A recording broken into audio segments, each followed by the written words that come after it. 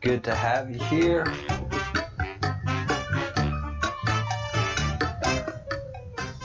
And I have to play the music. I do, because there's always a mad scramble to get everything going and get everything ready, because this is a live broadcast, and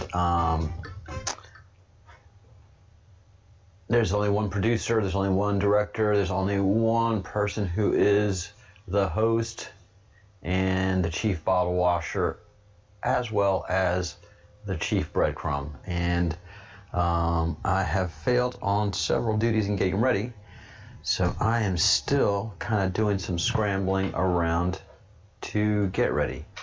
But the good news is I can walk around and do these things and still be chitty chatty, talky.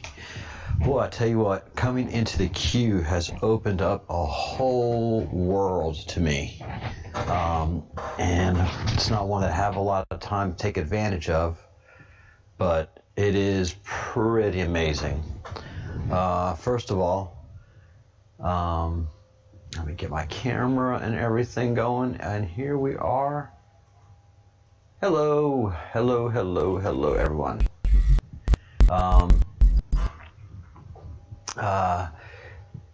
Before I started, I already have 3 haters. So thank you guys for that. That means a lot to me. Even before I begin, I have people hating. And that just speaks so much to the condition of the world today. So it just makes you think. You know, you haven't heard a word the person's got to say and you got to hate them. It's that cancel culture. It's that judgment culture. There used to be a saying, if you can't say anything nice, don't say it at all. And now, if you can say something nice, please say it. We'd love to hear it, because it's rare. So, yeah, to the haters, oh God, y'all inspire me. It's one of the reasons I come and do this, is just see how many hates I get, and it's fantastic. The flip side is the subscriber base is building, and we keep getting more traffic daily, and I want to build this slowly and build it well with a good foundation. So it just takes time, it takes practice. Anything that's done well is not done quickly.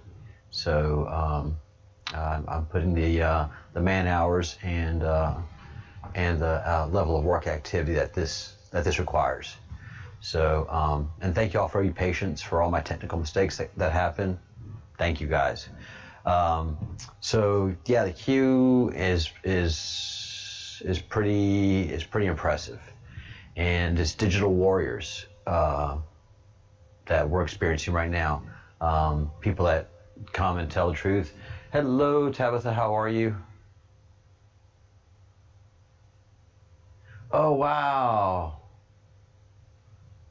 the War Drummer. I will have to catch that. What a great experience! Oh my gosh. Yeah, I'll go look up that video. Yeah, there's just a lot of us that are doing these news and analysis channels out here. So yeah, we try to. We're all participating in doing our part as a militia and standing for the Constitution against the rise and the march of the Marxists. But one of the things that the members of the Q militia do is honor people that they feel have been wronged. And one of the biggest wrongs out there is the unsolved murder of Seth Rich.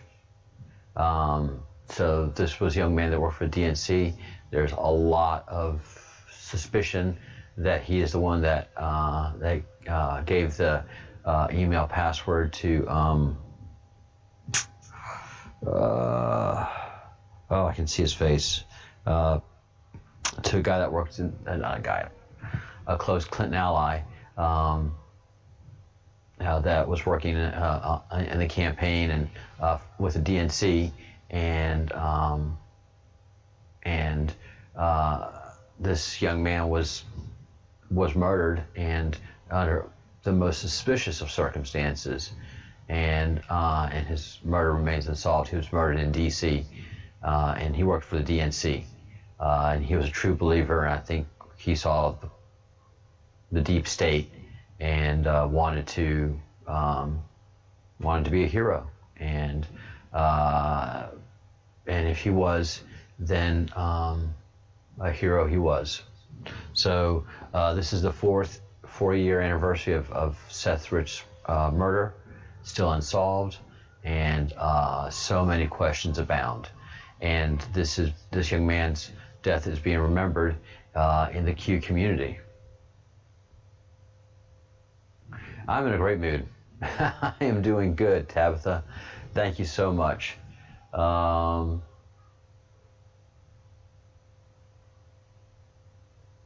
Barbara was on too. Wow.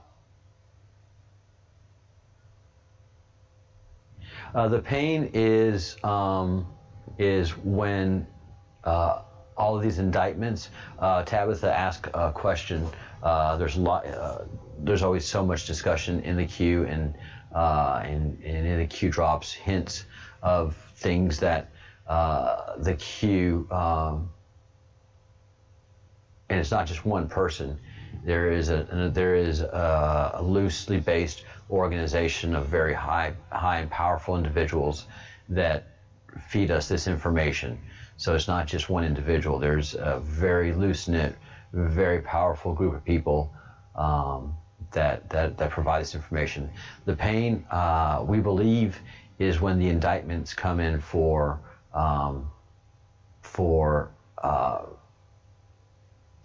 the Trump hoax, and all of the federal laws that were broken by FBI, CIA, and NSA people. So it's going to be a very painful thing to go through. And yeah, I mean, it's going to mess Washington, D.C. up really bad. And we can see already that D.C. is fighting for its survival with this case of Judge Sullivan refusing to dismiss the Flynn case. And it was directed to by a court of appeals. And the Judge Sullivan, federal judge, longstanding, is saying, no, I want the whole bench to see it, which is his right. But clearly, he is just playing politics. He's no longer presiding over a court. He has taken sides in a court. He's already rendered his judgment, and he sees nothing else. And so he refuses to see the facts as they've been presented, the facts that were withheld from the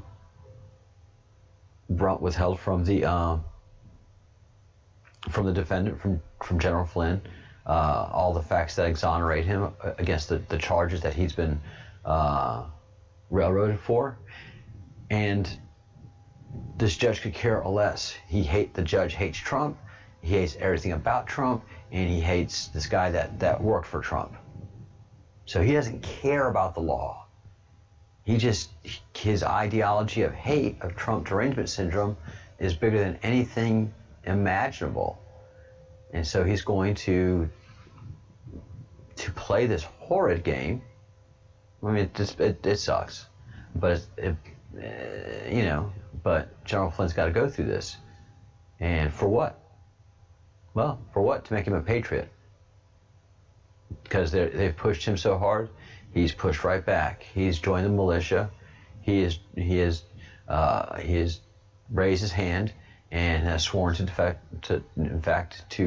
protect and defend the Constitution, because he sees it on the ground firsthand that the Constitution is under assault by these Marxists that fill Washington, D.C.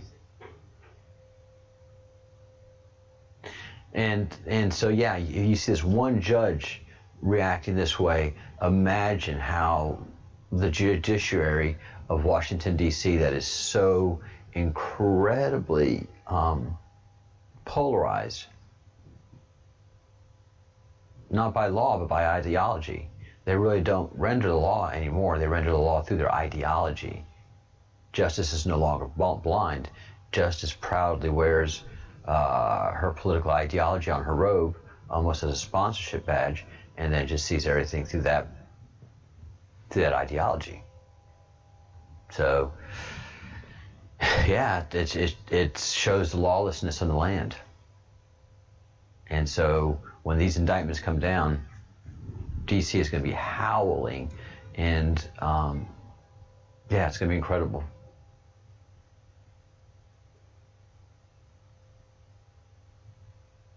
No, it's not good, Tabitha. It's not good at all. But this is the Great Awakening. This is where we are.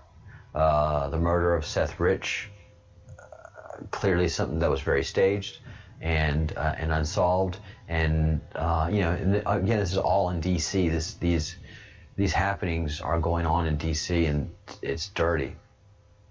Where you live, Tabitha, it's the swamp. It is a swamp, and this is just proof in the pudding. So I can't wait to hear that interview of General Flynn. And something else that has really blown me away is, there really is a digital subculture and digital wars going on in the Twitterverse that exists in the real world, but are not covered by any news at all or news organization. And that's just the many rebellions going on around the world, and having to do with different rebellions. So quite frankly, the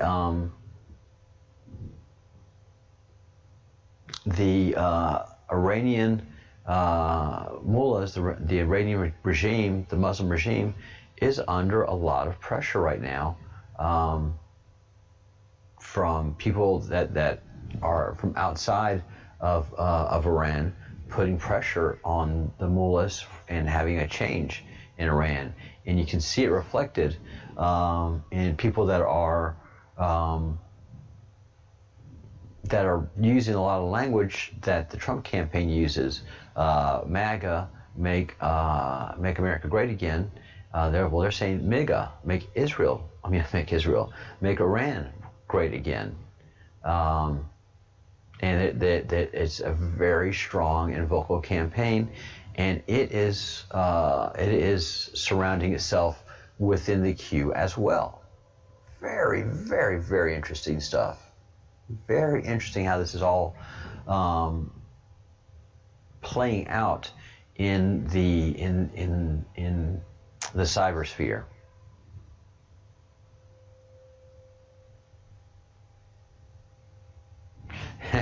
Yes, DC is very wet, and there are a lot of creatures there, absolutely. But even as far as Japan has an incredibly strong Q presence. There are a significant amount of people that are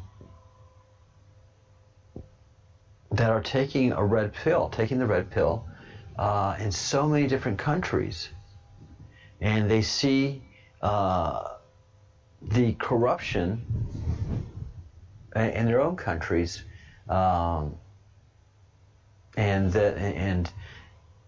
in many ways, in so many other countries, you're kind of powerless, but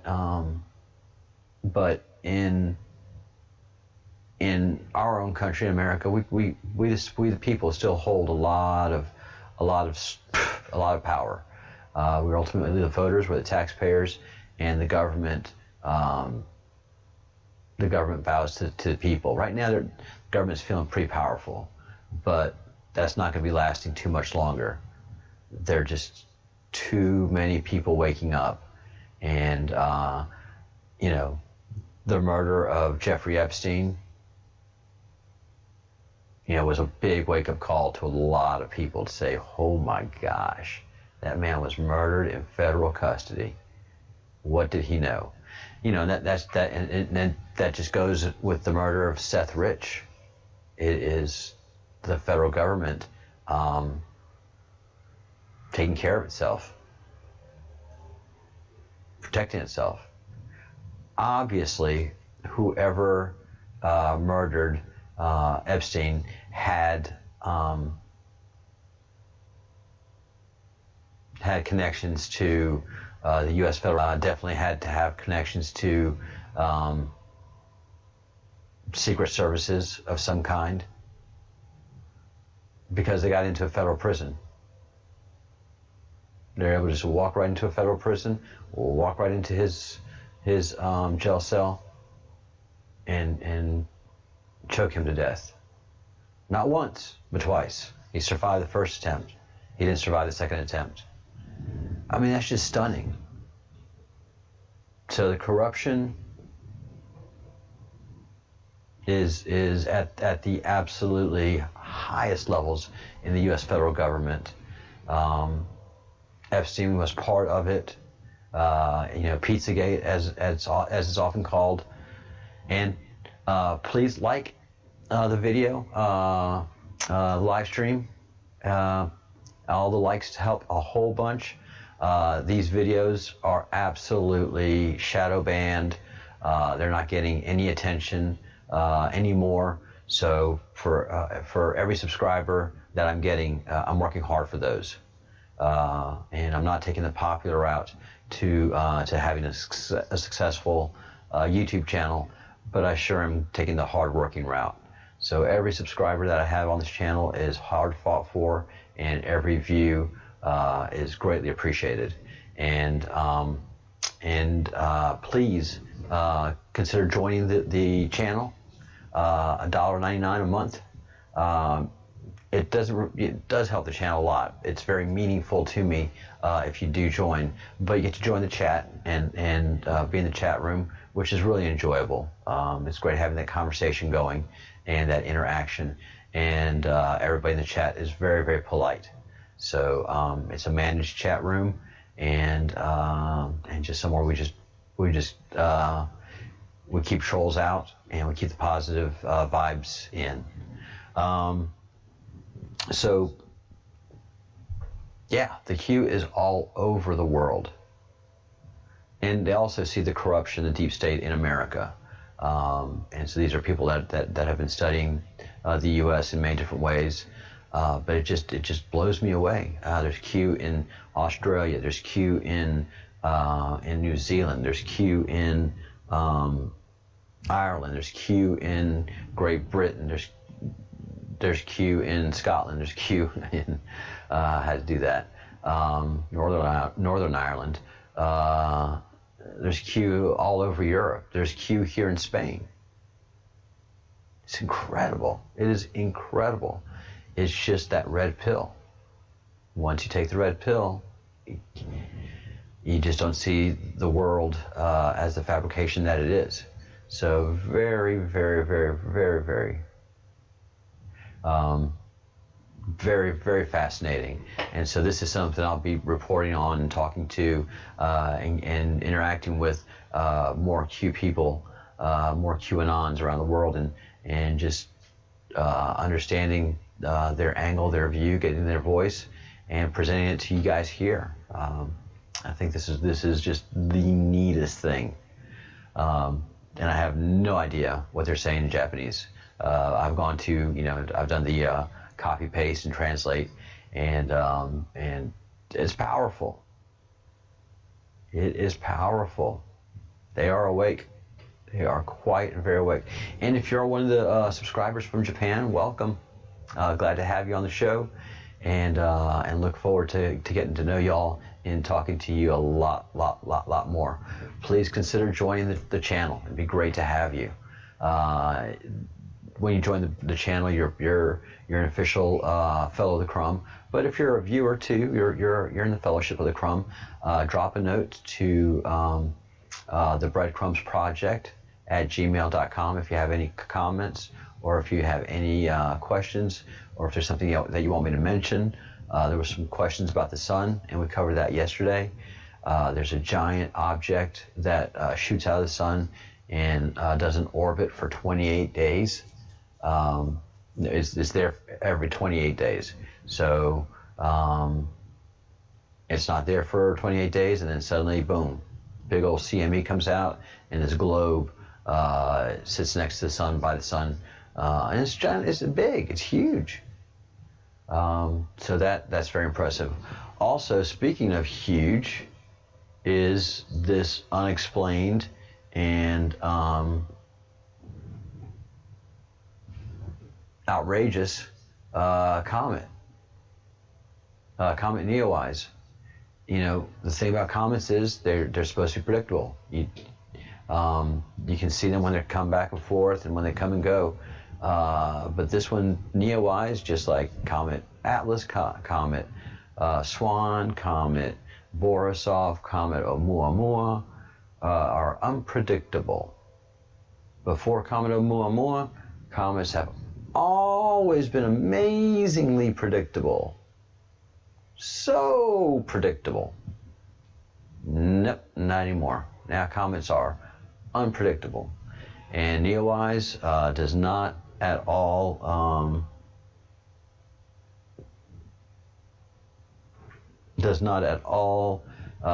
disappoint in unpredictability. It was supposed to be no big deal. The big deal comets were Atlas and Swan, and they turned out to be unimpressive by whatever standard that we're supposed to be talking about and thinking about, because we really don't have the good information on these guys. So this is Juan Carlos Casado. He is in Girona, Catalonia, Spain. So I'm in Galicia, Spain. I'm on the far western coast of Spain. Catalonia is on the far eastern coast of Spain. Barcelona would be a country that you probably know in the Catalonian region.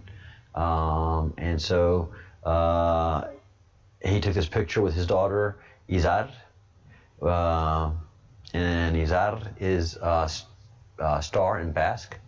Basque is the oldest language in the European continent, and is very, very unique.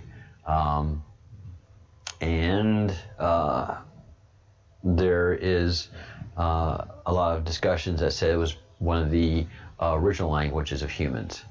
So there's Izar, and she's pointing to Comet Neowise, which people that have seen it are saying it's you're easily able to see it in the sky. So yeah, you probably can see Comet Neowise now. So give it a try. Get an application on your iPad or your iPhone or your tablet, smartphone that tells you where planets are located. Get an astrological software and just do a search for Neowise, and you can take your phone and find where it is, and then wait to see it at the proper time. So yes, incredible things happening in space. The sun, I feel very comfortably saying it's a Stargate, because things are popping into and coming out of the sun a lot. I mean, generally, you can go to Wage's World, and at least once or twice a week, he's going to have a video of something, just some spherical object coming out of the sun. And then he has the sun divers, which are comets that are not identified, that go into the sun, and they go in different kind of spectacular fashions. And then there's just different things flying around the sun that we capture, but nobody talks about. And this is all in the background this is all with the background of the U.S. government acknowledging that UFOs, unidentified flying objects, fast, incredibly agile flying objects that are not made by humans, do in fact fly in and around the Earth. And so, and we have a Space Force that we haven't heard anything about either. But one of the videos that I had for one of my older videos is showing the destruction these tails are visible of this Comet Atlas. Stage of for those of you that remember. Observing. And Comet Atlas is right here with the horns.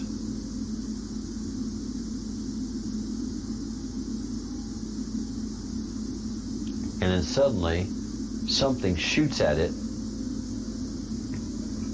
and I don't know what is around and it goes the Comet wonky. Atlas. I don't know which stars are that.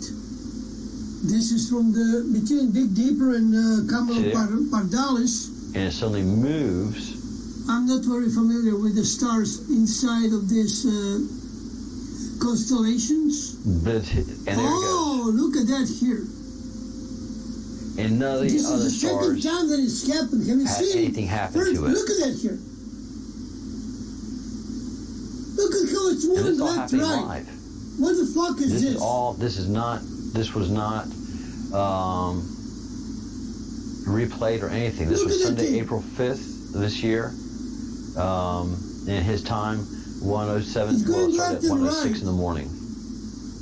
Look at that here. And then after that is when they started telling us that the comet had fallen apart.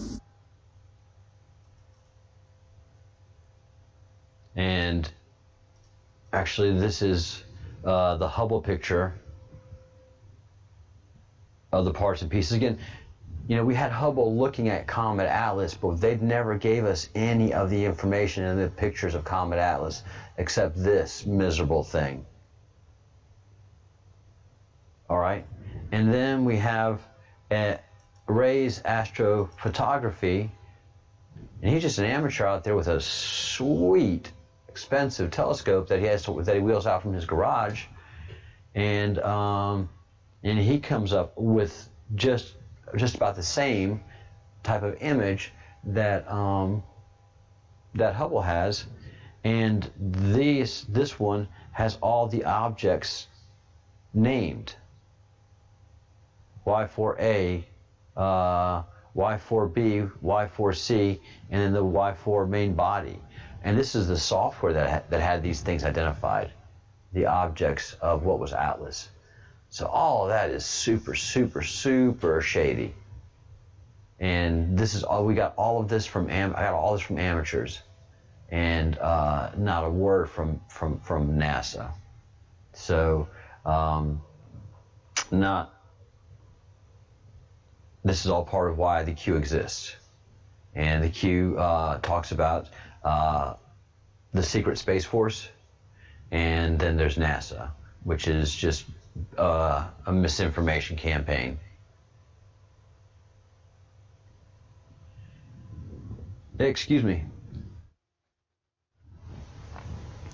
Now let's get back to geopolitical matters. The EU is not in good shape. The EU is not in good shape whatsoever. I hate to talk negatively about the EU because I live in Europe now, but they are not agreeing on the financials moving forward whatsoever. And they're starting to snipe at each other. They no longer have Great Britain to pick on. You know that they were getting the money from Great Britain, so they had a nice little budget going that was bloated and excessive and abusive. And now that they don't have that money from Great Britain anymore, nor did they have that enemy that Great Britain posed as itself because it did the Brexit, the European Union has to deal with itself now. And they're not getting along.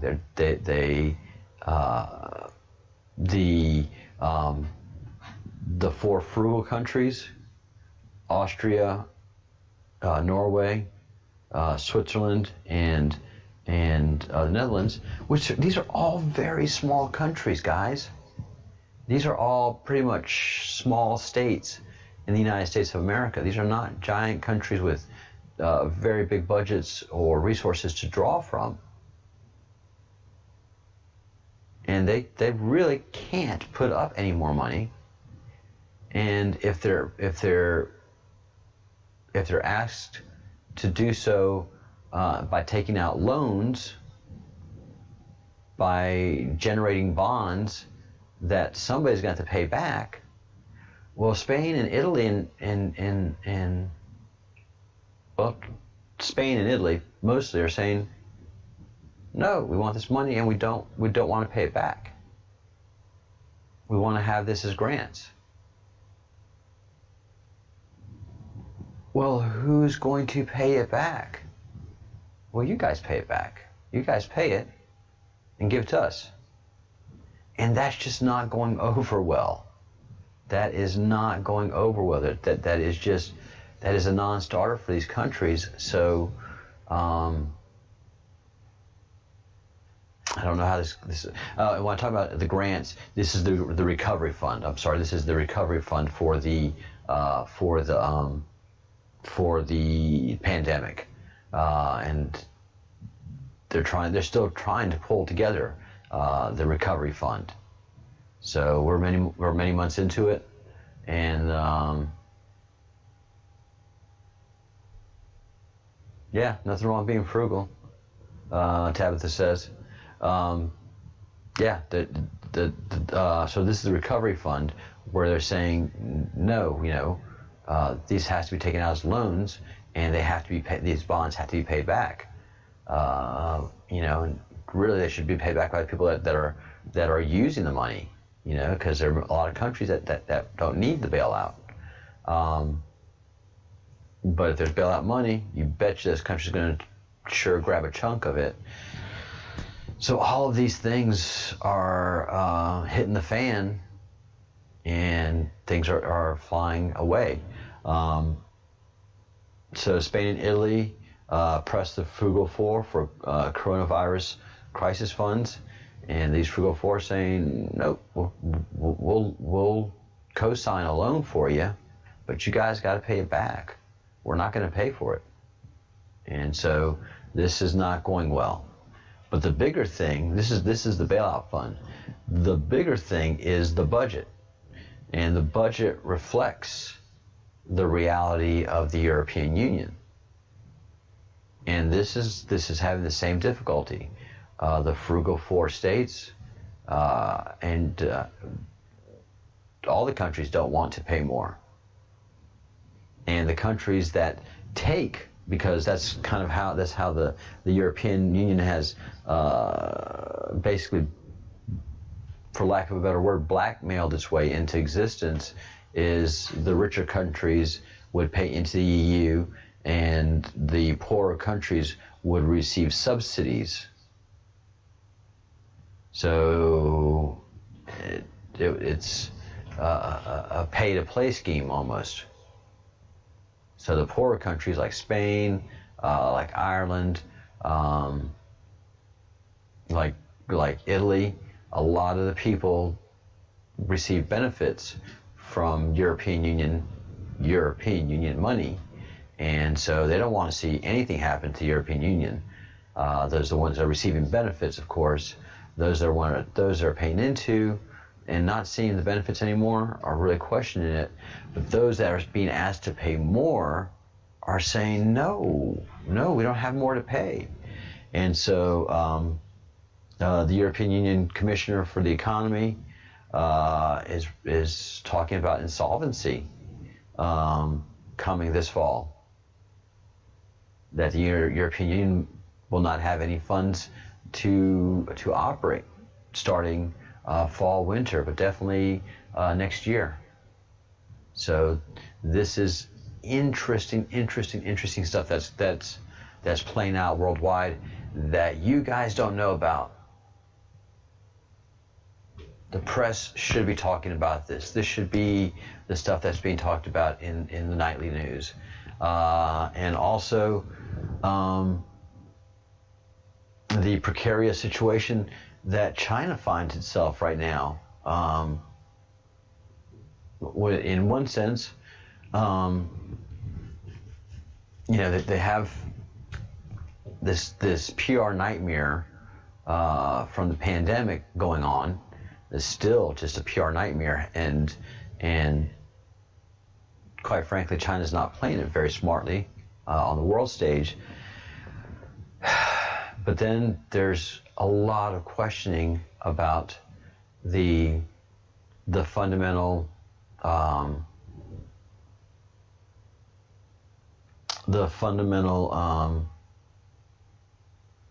financial worthiness of China, and so this is putting a lot of pressure on the Chinese Communist Party, the CCP, and so we have to keep a close eye on that.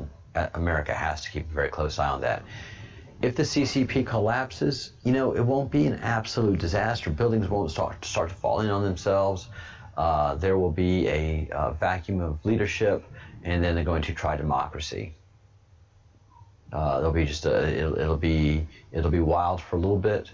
Different people will try to take the helm, but they're going to eventually have to establish some kind of democracy. You have to have a two-party system, at least, to keep the government somewhat honest. A one-party system, the government is going to be totally dishonest, never report anything honestly. We've learned that time and time again. When you have at least a two-party system, then you have two parties just bashing the hell out of each other, trying to find the other's mistakes and the other's faults. What happens when you have that? Then the bureaucrats in the system can hide themselves pretty well, because no one's really managing government per se. The parties are just fighting each other, but that's just about the best system that we have work. Yep. But we've had and there are many companies that are not paying back their bonds or their loans. There's a lot of defaults happening in China right now, and China's very much asking any financial institution, do not default any of your bonds. Try to work with the bondholder so that there's not an official default, because you have a situation like this. A company called King Gold in China, but also has offices in the U.S. And is listed on the NASDAQ. Well, it defaulted on a very big loan and did not pay what was due at the time it was due. So the lenders went after the collateral, and in this instance, the collateral was gold bullion, gold bars. And so when the lenders went to the vaults to take possession of the gold bars, well, they found out they were fake. These gold bars were in an institution representing collateral, and it was completely fake. And so, this is a big mess. $2.8 billion gone has a big impact. This 83 tons of gold reflected just under 5% of China's total gold reserves. So the question now lingers, 5% of your gold reserves, China, are questionable. What about the other 95%? So, and this all falls at the feet of the Communist Party. And the Communist Party is just trying to cover all this stuff up, cover all this stuff up, cover all this stuff up. And in the networked world, you just can't cover this stuff up. So they're looking very dishonorable. They're looking very, very dishonorable in the eyes of not only the world, but their own citizens. There's a lot of reports circulating around the world in different medias that the Chinese people themselves are very livid with their government, very angry. And the government, I think, is concerned about an overthrow. As a matter of fact, they're so concerned that that they've created an extra layer of security. Now we turn to the Chinese regime's security situation. The Chinese Communist Party has established a police leadership agency dedicated to political security issues.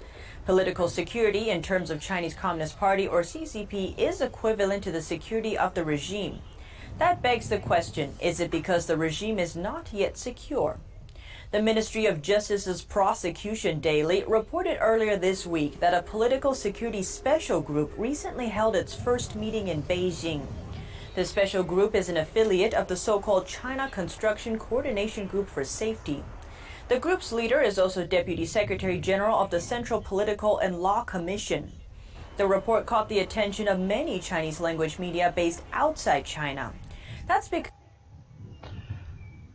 a lot of media companies a lot of Chinese English language media companies based outside of mainland China.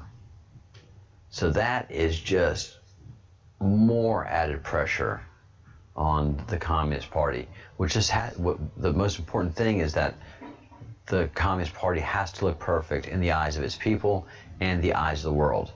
It can't have this kind of divergent opinion than the ones that they want you to have, because that's very upsetting to a dictatorship. They have to be loved. They have to be perfect, and so there's just a lot of pressure on the Chinese government, and so we shall see if they will go the way of Russia or they can survive this. But they have this going on.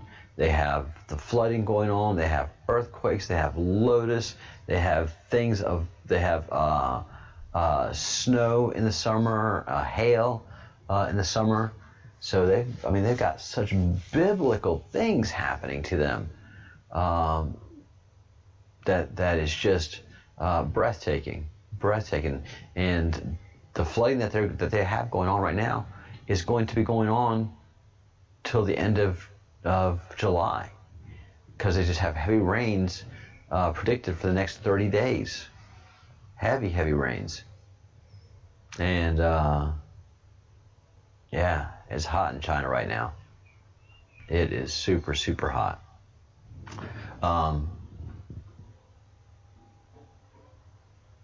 And this comes in the backdrop of FBI Director Christopher Wray giving a speech at the Hudson Institute in D.C. And he says that the leaders of China are in a generational fight to make their country the world's only superpower by any means necessary. They don't want to invade any countries. They just want to be the #1 country. And to give context to China, China has an very ancient history that is very, very impressive. And for thousands of years, China was the world's biggest singular economy. Even during the Roman, during the Roman Pax Romana, the Roman peace, and that was what the Romans brought was peace to a country. They brought the rule of law. They brought courts. They brought soldiers who would No, they wouldn't run around and beat up people and do stuff like that. They just kept an orderly society so that people would pay taxes and farm and have an economy. And Rome had quite an impressive economy, but China's economy was way bigger than Rome's back then, way bigger than all of Europe's. And it wasn't until the Opium Wars with Great Britain that China noticed that it was being passed by, and then came the Civil War, and then communism happened, and so China went from the world's biggest economy to a complete collapse, and then Great Britain became the greatest economy, and then after that, the United States. So yeah, it's been quite a ride for China, and they remember when they were the greatest economy in the world, and they want to be that again. That is their dream, to be the sole superpower. And they have every ability to do it, but they're cheating their way to do it. And they're growing too fast. So they're not growing, and that's a problem. That's what concerned me about my channel. I didn't want to grow too fast. I wanted to grow with a solid base and then grow well. And that's what China's not doing. It's moving fast and furiously. It's moving fast and loose. But its ultimate goal is to become the lone superpower in the world by any means necessary. Doesn't mean war, but it means everything else but war. Cybercrime, stealing of ideas, playing dirty on the stock exchanges, allowing a company to use fake gold to secure a loan of real money. And let me tell you, just about everybody that was probably involved with that gold knew it was fake. Because, I mean, gold bars like that have provenance. So you know who made it, where it came from. And so, you know, those gold bars aren't just like, whoa, I don't know where I got this gold bar from. I'm not sure. I don't know where I was driving to, and somebody said, you know, hey, look, I got this gold bar, you want it? I'm like, yeah, I got a little extra money. He's like, go ahead, let's go. Yeah, I'll buy that gold bar. No, not at all. Gold is always, a bar of gold is given a purity test, and that purity test is certified and documented till your eyes bleed. And so what this fraud that was perpetrated did not happen by itself. Everybody that was involved with that gold knew it was fraudulent gold, up to and including the communist government. No doubt about it. No doubt about it. And you know, the even funnier thing about this, you know that everybody knew, it was a wink and a nod, that everybody was going to make $2 billion loan on this fake gold, because no one's asking the questions. Where did this come from? How in the world could fake gold get into the system? That's not even a whiff of that question in this article. Not even a question. No curiosity. And the only reason you don't have curiosity is because you already know the answers. So everybody was in on it. So how much of the gold that China does actually have in possession, you know, you can now comfortably question how much of it is in fact authentic, and it should all be tested for validity. But of course, the communist government's not going to allow that. And that's what that's the problem with communist governments around the world. And that's why no one will ever, not no one ever, but anybody that does investment in China does it with trepidation, because the courts are rigged. You know, you're gonna lose your case for the most part. I know China doesn't want to have it like that, but that's just the way it is when you have a single party system. Power corrupts. Absolute power corrupts absolutely every single time. So this is a huge fight for China, and right now they are definitely in a corner, and I think fighting for their lives. It doesn't seem like it.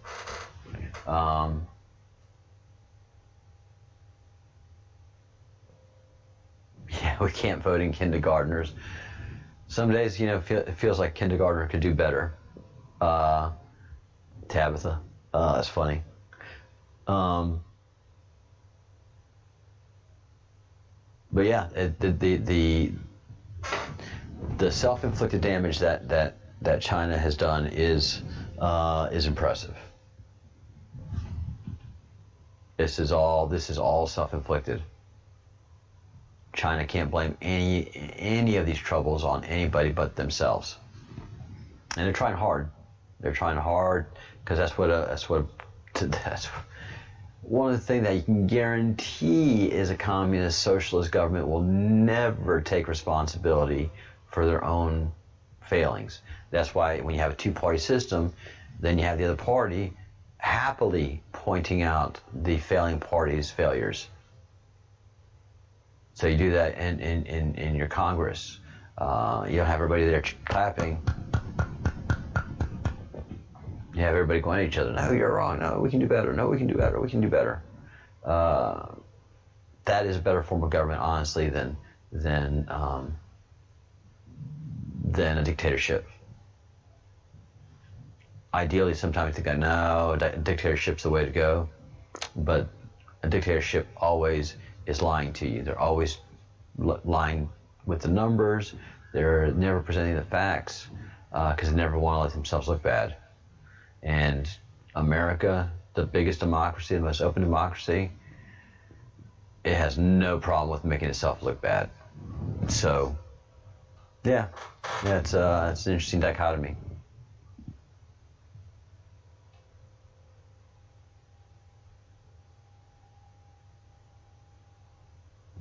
Yep.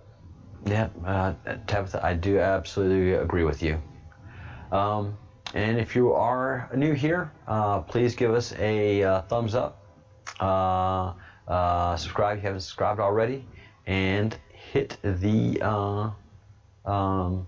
join button. Join the Breadcrumbs project. And after this video, and wrapping up in 2 minutes, we go into our members only live stream and just chit chat and kind of wrap things up and have discussions, kind of prepare things for tomorrow too. Yeah, there's a lot going on. This cancel culture, these Marxists that are on the march, this judgment culture that judges everybody but themselves, is here to stay for a while. So we've got to deal with it. And the best way we deal with it is to talk about it.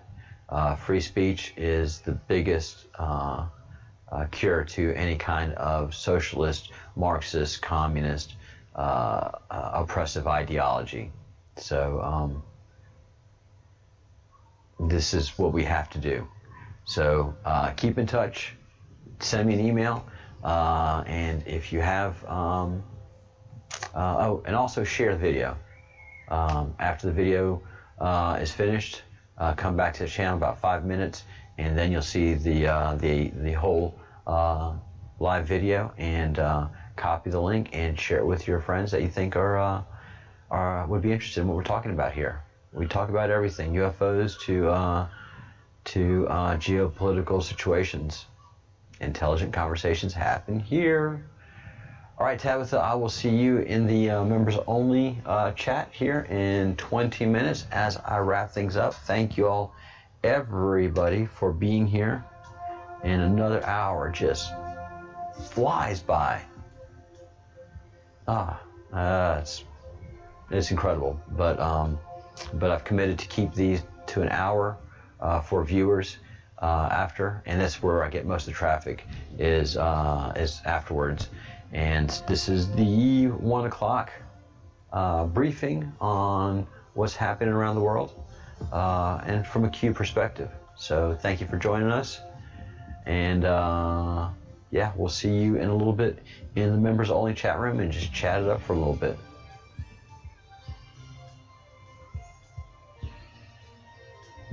All right, everything's working.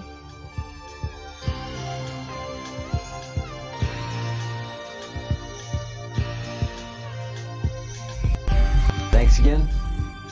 Good thoughts, good deeds, good words, good life.